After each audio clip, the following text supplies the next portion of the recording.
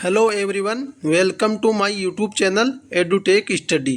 तो guys, ITI and diploma pass holders के लिए finally Delhi Metro Rail Corporation Limited DMRC की तरफ से आईटीआई पास होल्डर्स के लिए टेक्नीशियन और डिप्लोमा पास होल्डर्स के लिए सिस्टम सुपरवाइजर की वैकेंसीज का फुल नोटिफिकेशन आउट हो चुका है।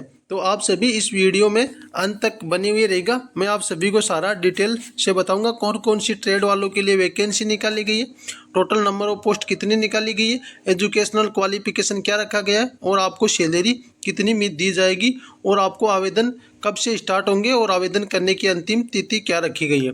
और इस नोटिफिकेशन को मैं टेलीग्राम ग्रुप में शेयर कर दूंगा। टेलीग्राम ग्रुप का लिंक आपको डिस्क्रिप्शन बॉक्स में प्राप्त हो जाएगा। तो गाइस, ये vacancy Delhi Metro Rail Corporation limited की तरफ से निकाली गई है, एक जो कि एक जॉइंट वेंचर है गवर्नमेंट ऑफ इंडिया और गवर्नमेंट ऑफ दिल्ली का।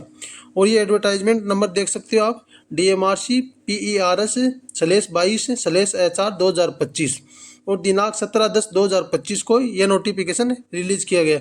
और इसमें जो रिक्वायरमेंट है वो एक्सपीरियंस के आधार पर वैकेंसी रहने वाली है और ये वैकेंसी आपकी फिक्स टर्म कॉन्ट्रैक्ट के बेसिस पे रहने वाली है। और ये वैकेंसी मुंबई मेट्रो के लाइन वर्क 3 के लिए ये फिक्स टर्न और बेसिस पे वैकेंसी रहने वाली है। ये DMRC के बारे में बताया गया है।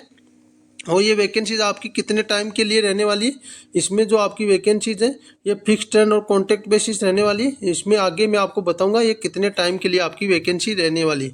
इसमें आईटीआई पास होल्डर्स के लिए बात करें तो सीनियर सिस्टम टेक्नीशियन की वैकेंसी निकाली गई है, जिसमें number of post total 2 post निकाली गई है। इसमें एजुकेशनल क्वालिफिकेशन की बात करें तो आपके पास आईटीआई रहना चाहिए इलेक्ट्रीशियन ट्रेड के अंदर, वो भी 12th मेट्रिकुलेशन या 12th के बाद आईटी इलेक्ट्रीशियन रहना चाहिए। प्लस में आपके पास मिनिमम पोस्ट क्वालिफिकेशन एक्सपीरियंस रहना चाहिए। इंडिकेट एज क्लोज 3 बिलो, जिसमें आपके पास मैं आपको बताऊंगा कितने ईयर का एक्सपीरियंस रहना चाहिए। इससे पहले आपका जो एक्सपीरियंस है किसके अंदर रहना चाहिए, एक्सपीरियंस रहना चाहिए प्रोजेक्ट मेंटेनेंस में of E&M and ECS TVE HV high voltage AC line या लिफ्ट एस्केलेटर के अंदर आपके पास एक्सपीरियंस रहना चाहिए। डिप्लोमा पास होल्डर्स के लिए बात करें तो सिस्टम सुपरवाइजर की वैकेंसी निकाली गई है, जिसमें number of post total 7 post निकाली गई है। UR के लिए 4, OBC के लिए 2, SC के लिए 1। और इसके अंदर आपके पास डिप्लोमा रहना चाहिए 3 ईयर्स का, जो कि रेगुलर इलेक्ट्रिकल ब्रांच के अंदर आपके पास डिप्लोमा रहना चाहिए।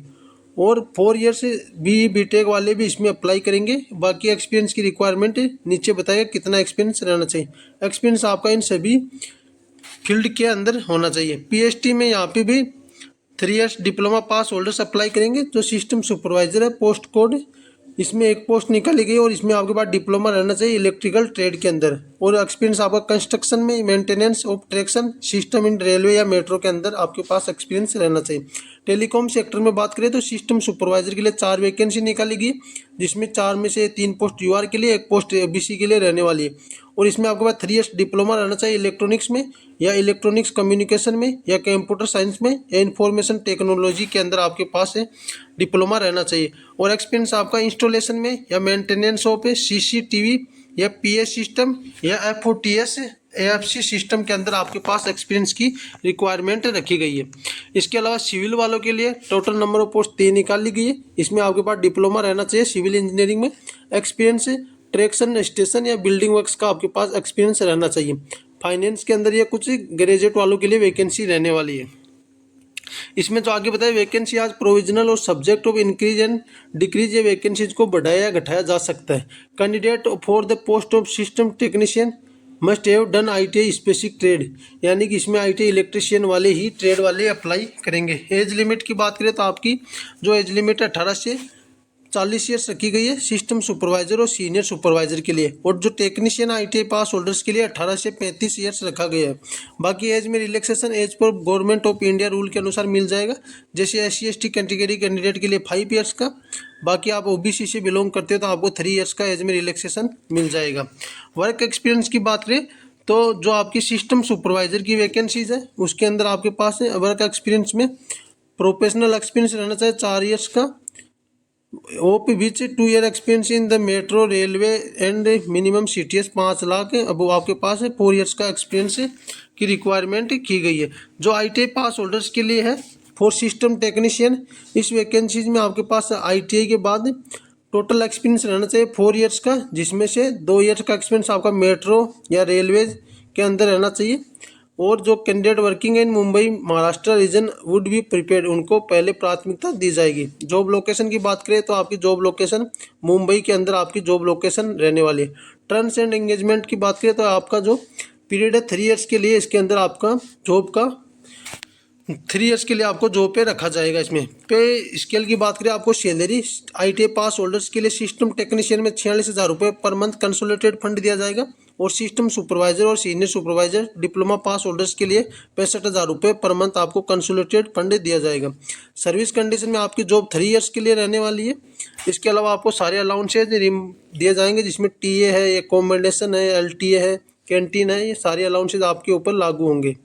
इसके अलावा मिनिमम PF वगैरह आपको ये दिए जाएंगे, डिडक्ट होंगे जो 15,000 वगैरह इन्होंने ये बताया, आपके PF वगैरह की आपको फैसिलिटी दी जाएगी।